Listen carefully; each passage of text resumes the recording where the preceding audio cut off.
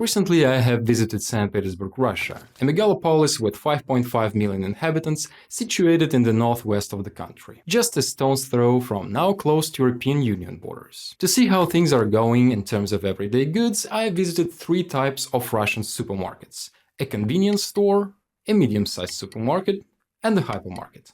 I will walk you through each one and compare prices with similar supermarkets in the United States, the UK, and the European Union, specifically in France. And in the end of this video there is a bonus track because I have visited a super duper elite supermarket for rich people. So, without further ado, let's find out if they have bread. At first I went to a convenience store that belongs to the chain named Dixie. But in just a second you will see why it's not fair to compare this one to American convenience stores like 7-Eleven or Circle K. I'd even go out on a limb and say that this type of smaller supermarket is almost non-existent in the United States. It's however comparable to the UK's Tesco Express or French Carrefour City. As soon as you walk through the door, you're greeted by a mix of unripe avocados, plastic-looking tomatoes, plums that have taken too long to reach the counter. On the left there is a convenience part of the store, sandwiches, salads, patisserie and sweets, but I wouldn't risk trying any of this. Fresh vegetables, lettuce and culinary herbs are in the fridge on the left, while unremarkable but fairly cheap fruits are on the right, with some basic nuts proposed at the end of the rack. Various spices and spice mixtures are present in almost ridiculous abundance, considering that this is just a corner store. Canned products on the left side. I gave the beef stew and tuna a try and spent a day on the porcelain throne.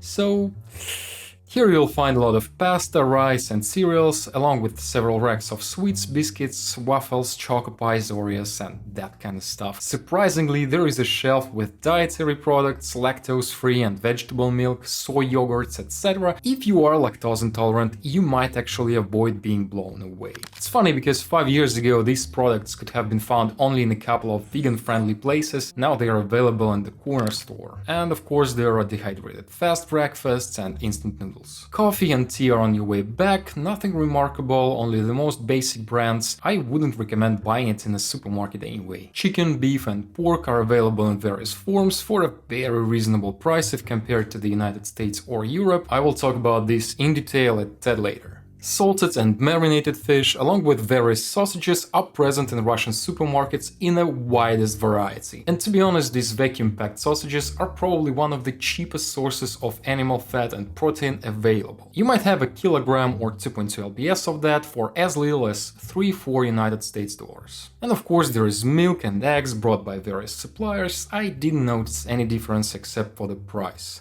Basic baby stuff is obviously there too. What actually surprised me a lot is that even these smaller supermarkets, basically corner stores in Russia, they have their own bakery. The bread is fresh, it's warm and it smells delicious. I even heard that supermarket chains sell baked goods at a price below their production cost, just to create a cozy atmosphere and ostensibly to encourage additional purchases if you came in for something as simple as a meatball. Okay, beer. A lot of local beer and a lot of beer manufactured under license. If you live in Europe, you might recognize some brands like Spaten or Hoegaarden, but make no mistake. Except for a couple of brands, I would say that everything on the shelves is utter pig's will. And if you're visiting Russia, you weirdo, beer in plastic bottles. Avoid at all costs. It is a Satan's toy. Major soft drink brands left Russia after 2022, so it's mostly brand replacement products. A section with various detergents, soaps and washing powder, items for personal hygiene and deep freeze products. Nothing special, but various types of white and red fish, prawns, mussels, scallops are on sale. Along with fast food like breaded fish sticks, stuffed chicken breasts, pancakes with meat and cheese, dumplings, pizzas and so on. Dried fish, chips or crisps if you prefer, Cheetos and other packaged gastrodontitis are on the opposite rack. As you may see, it's dominated by one single brand, Lay's. They didn't go anywhere. More to this, they used the market circumstances circumstances to their advantage and became a quasi monopoly. Stereotypes aside, there is really a lot of vodka. I have no idea what's the difference between them, but I've often heard vodka sommeliers on the streets discussing which one is less vomit-inducing. Bon appetit. By the way, there's pretty decent Italian champagne and some fairly good wine. For instance, Hansbayer Riesling and Arthur Metz are fine, 11 and 13 USD respectively. And that's your convenience store in St. Petersburg, Russia. I would say that, strict and specific diets aside, you could live a pretty diverse gastronomical life visiting this store only. Now let's have a look at the prices. To make things comparable, I put together a reasonably diverse basket of goods. Since package sizes vary by supplier and country, prices are presented per kilogram, 2.2 pounds or 35.27 ounces, unless stated otherwise. The basket itself is divided into sub-baskets based on different types of groceries as follows. Vegetable basket. Tomatoes, cucumbers, onions, peppers, potatoes, 1 kilogram or 2.2 pounds each, and a pack of lettuce. Fruit basket. Bananas, oranges, apples, grapes, 2.2 pounds each. Beef and fish basket. Beef stew meat, whole chicken, salmon and codfish. Fresh or frozen, depend on availability. Cereals and spaghettis basket. Spaghetti, rice, granola and fast breakfast cereals. I grouped milk, eggs, butter and olive oil in a separate basket. 2 liters or 0.5 to 8 gallons of milk, 12 eggs, 0.5 kilogram or 1.1 pound of pure butter made of cream, and 1 liter of oil. Bread basket consists of a loaf of freshly baked bread and a pack of toast bread. Drinks. 6 bottles per 1.5 liter, i.e. 2.377 gallons of mineral water, 6 bottles of beer. Bottle size varies from 0.33 liters or 12 ounces to 0.5 liter or 17.6 ounces, depending on what option was cheaper.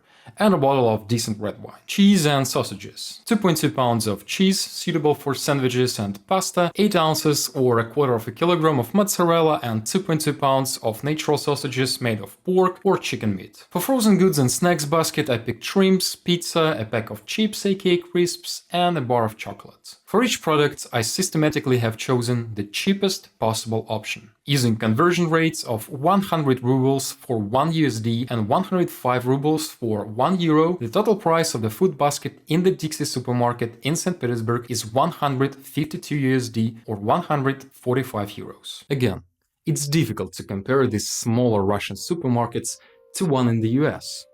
Because chains like Aldi or Target are giant standalone hypermarkets, while 7-Eleven and Circle K are a joke in terms of product selection compared to Dixie.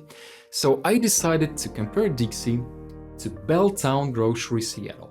It is a local chain, just a couple of stores, but of a comparable size and of similar vibe.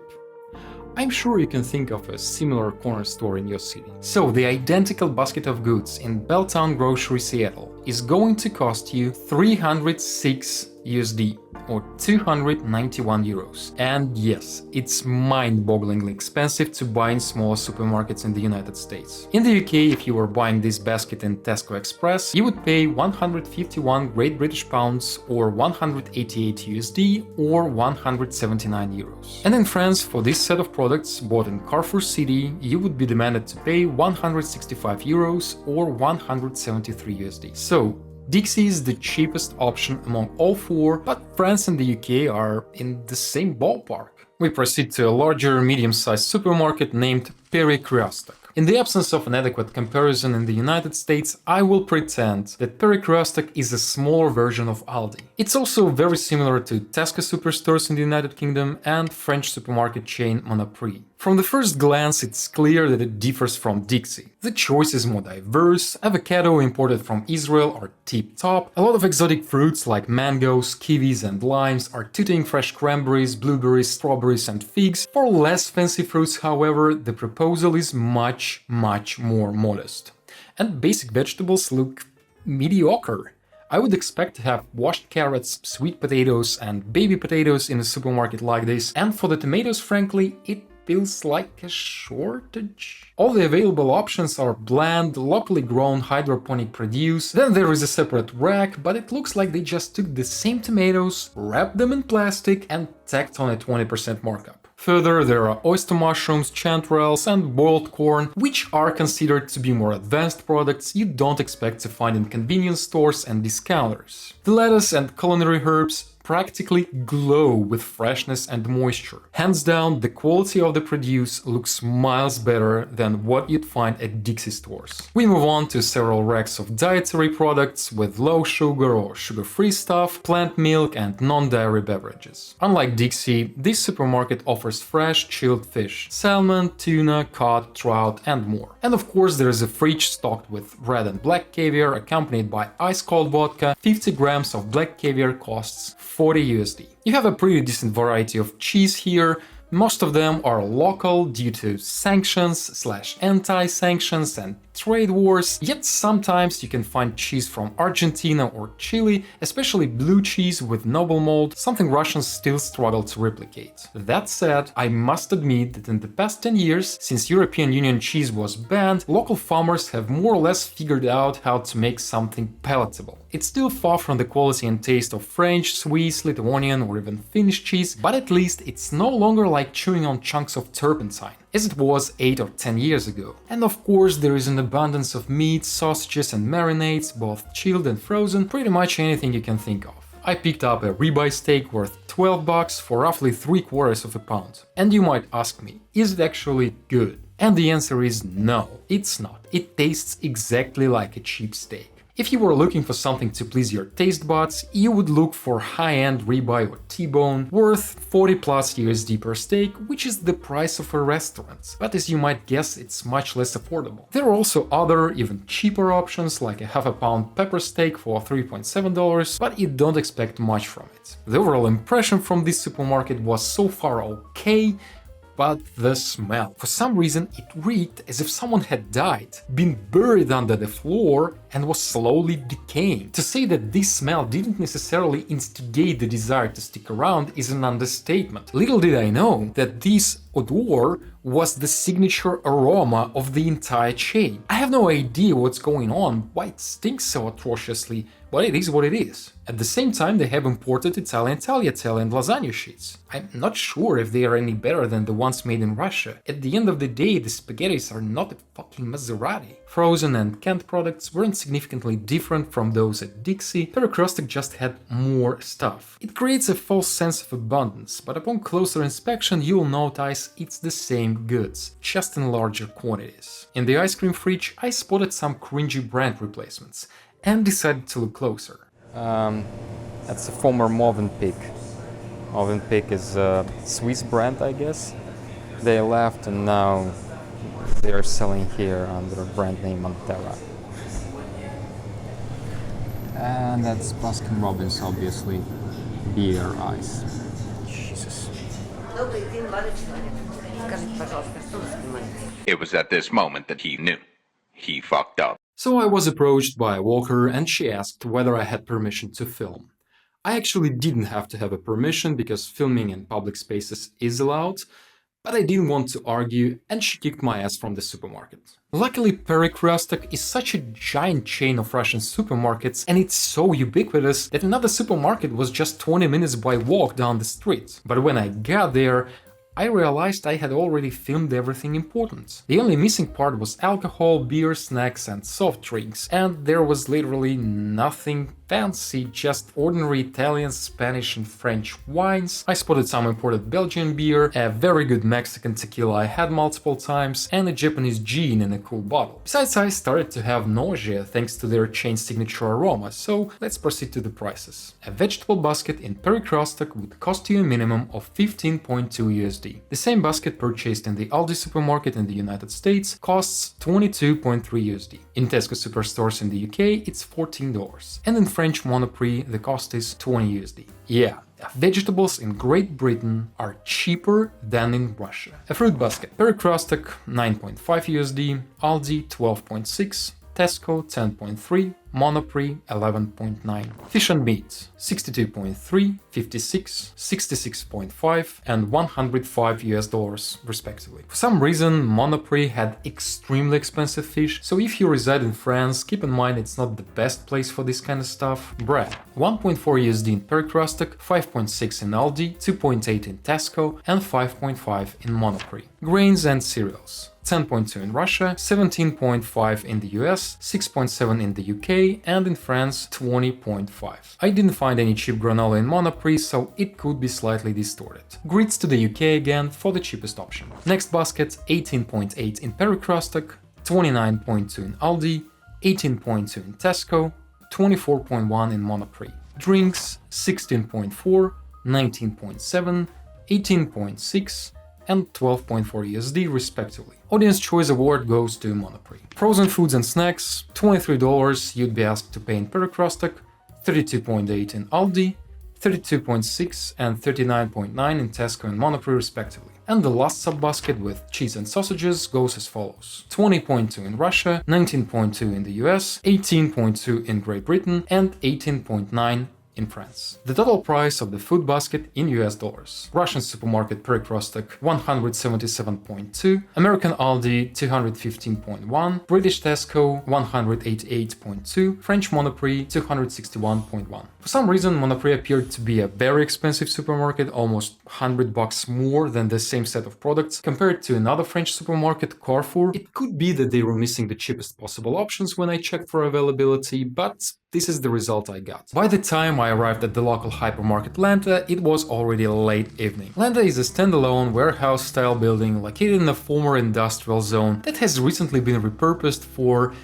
elite real estate. Lenta is one of the oldest hypermarket chains in Russia. I remember visiting it in the early 2000s, and to be honest, it hasn't improved much since then. Just by looking at the building from the outside, you might recognize it as a similar to American Target, British Tesco Extra, French Intermarché, E-Leclerc, or larger standalone Carrefour hypermarkets. Passing the endless line of cash registers, SIM card scams and ATMs, we enter the sales floor. Yeah, quick word about those SIM card scams. Once I was approached by the dude working at the counter, branded by one of top Russian operators in this exact supermarket, and he proposed me a free SIM card. Initially, I agreed, thinking that this is just a temporary anonymous SIM card, no engagement contract, but when he asked for my ID, I declined and said goodbye.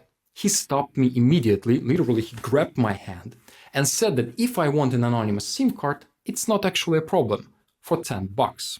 So be assured that if you take a free SIM card from one of those counters, the guy would just make a copy of your ID and would use it to sell anonymous SIM cards to people interested in hiding their identity.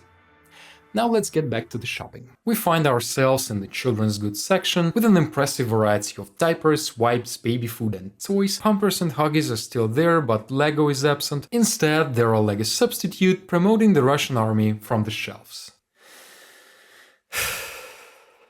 There were basic office supplies and even some book sections dominated by the pulp fiction and self-help/psychology gurus. More expendable household goods, cups, plates, dishes made of cheap, poor quality delft for the price 3 to 5 times higher than it should be, wine and cocktail glasses, more brittle than Didi's initial denials, and a section with suitcases. I genuinely can't figure out who and under what specific circumstances would buy a suitcase in a fucking hypermarket. Probably the same people who would be interested in buying water tights and sneakers or, car tires. And don't get me wrong, there is nothing particularly bad in buying generic Alibaba shit in a hypermarket if it wasn't for the price. Even if you're in the possession of their club card, which wields a hefty discount, it would be twice, if not thrice cheaper to buy the same items on AliExpress, or Russian analog of Amazon named Ozon. This is a moment of silence in remembrance of creativity. Jesus Christ, they actually have fertilizers. Potassium, nitrogen and phosphate-based fertilizers. Is it coal? That's coal. And of course, there are plenty of detergents, washing powders and conditioners. Tide and Ariel, which belonged to American Procter & Gamble, didn't seem to care about boycotting the Russian market. They are still on the shelves. Meanwhile, German manufacturer Henkel pulled its products from Russia, but in a very odd way. They're still available, though not as Persil in Latin alphabet, but as Persil in Cyrillic. The same thing happened with Schauma shampoo, which is now Schauma. And it looks ridiculous.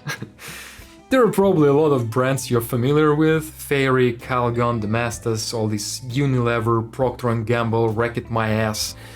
When it comes to the revenue, you know, more suitcases meanwhile. Apparently they rock the suit. I was actually surprised to see an entire tandoor oven in the supermarket bakery, but yeah, it's there. St. Petersburg has a significant number of immigrants from the Middle East and Asia, so Lenta is probably trying to target this demographic as well. Lenta is trying to target, you know, like Target is a chain of supermarkets in the US. Apologies. So yeah, basically it's just a giant warehouse. Everything is in constant motion, thousands of items are shuffled from one rack to another, hundreds of people are rushing around in vain attempts to find what they actually came for, picking up items they don't need and didn't plan to buy along the way. Here you can see how Lay's and Doritos literally occupy the snack shelves. I could barely find any alternative. There are Pringles, imported from Poland, for a cosmic price of $5 per 165 grams too. It's 5.8 ounces. 3 times more expensive compared to Lay's. There is still a lot of imported beer, Czech, German, British and Belgian. I can't even say that it's more expensive than in Europe. For example, let's take Delirium Red. This one is brewed in Belgium by Hügge Brewery and it's worth 3.9 euros in Europe. It's 4 USD. Here in Lenta, the price is 329 rubles, i.e. 3.18 euros or 3.29 USD. So it's even cheaper, which makes me doubt it came through China or Kazakhstan. At this point, I'm 100% sure that despite the closed borders and strict nuclear sanctions, there is still a fairly straightforward route to bring goods into Russia. I won't stop much in the alcohol section, there's just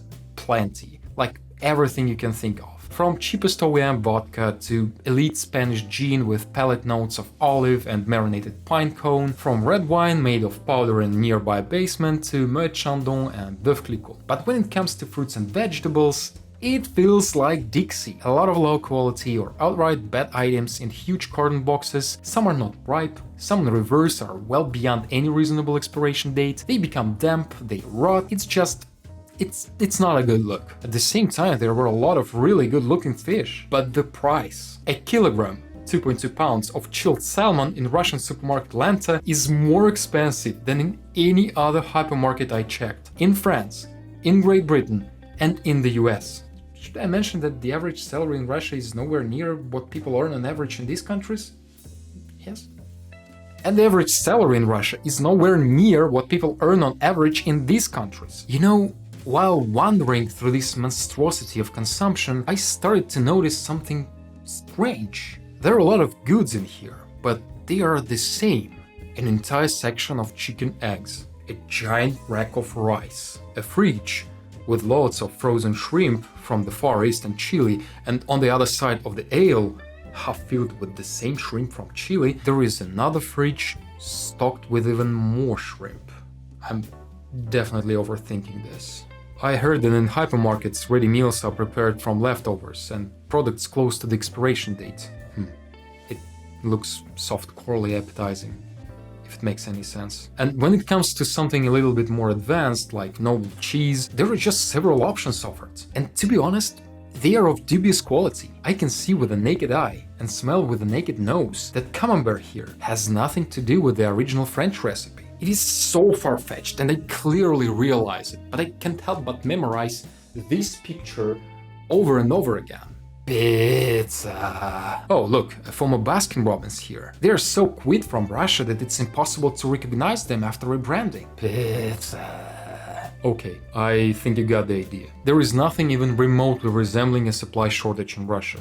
There are plenty of goods, local and imported, including imports from the European Union and the United States. The shelves are shaped by Western brands, or Russian brands pretending to be Western brands, and it speaks volumes about what Russia actually is, how westernized it is at the end of the day, how deep Western brands and Western DNA overall rooted into Russian consumerism culture. We have our special path. Shut up. Let's check the prices. I won't itemize the sub-baskets this time. For those of you who are interested, feel free to press the pause button or check the Excel file in the description. So, your shopping in Russian hypermarket Lenta is going to cost you 143.3 USD. The same set of products brought you by Target in the United States costs 227.8 USD. In Tesco Extra, it's 188.2 USD, and in French hypermarket Intermarché, it's going to be 190.7 United States dollars. Some of you might notice that Tesco prices are identical for all three categories. That's because I didn't have an opportunity to go to London, check their famous Big Bang, and visit the stores in person, so I picked prices from their official website. Bottom line, Russia is okay, and for the integral basket of products, it's still cheaper than the US, the UK, and France, but only so much.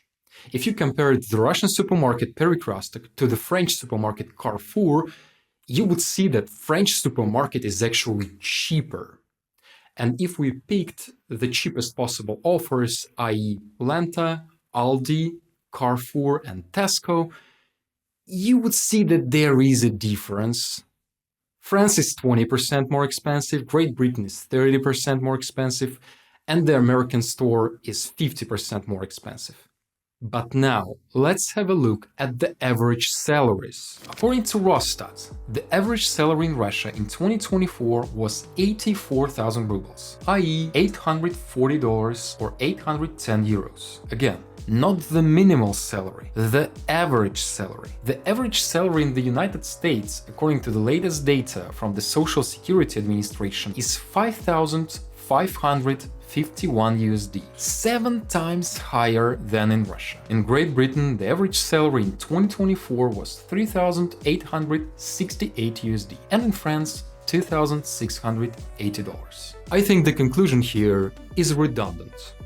And now, as I promised you at the very beginning of this video, I will walk you through the super duper elite supermarket for rich people.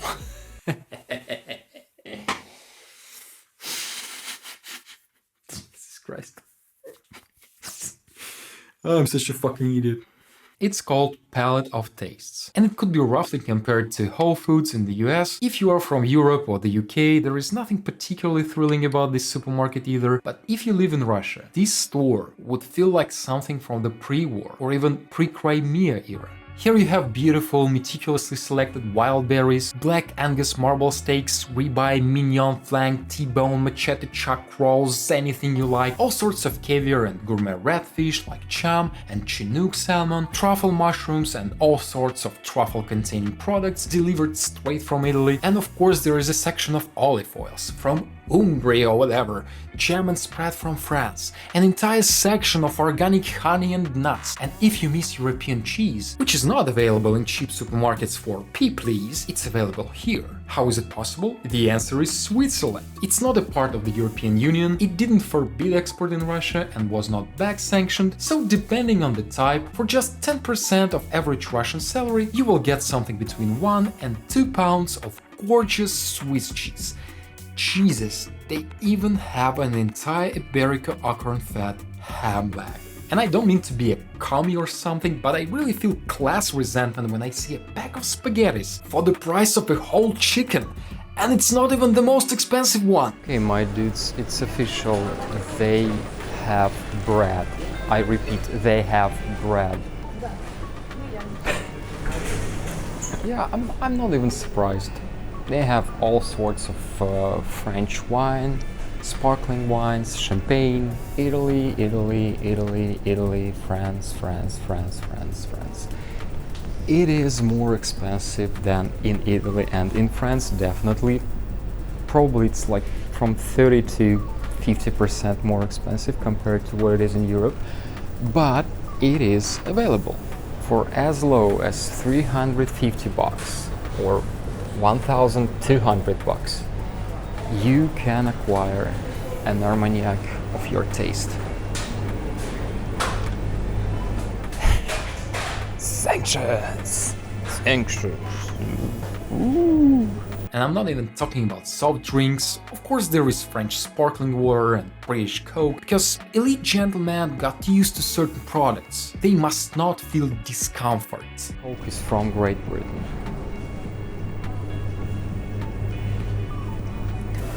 Orangine est de la France. Apparemment. J'espère.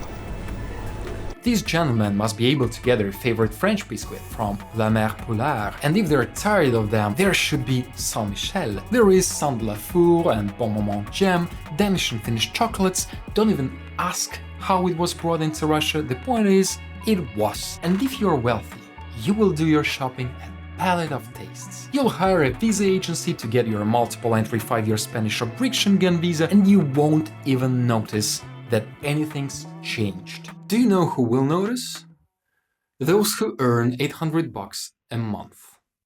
But nobody cares about these people. I got it clearly. In the West, a good Russian equals a wealthy Russian. Everyone else is just expendable. Trash. So the bottom line is, if you are wealthy, you might have any sort of goods imaginable.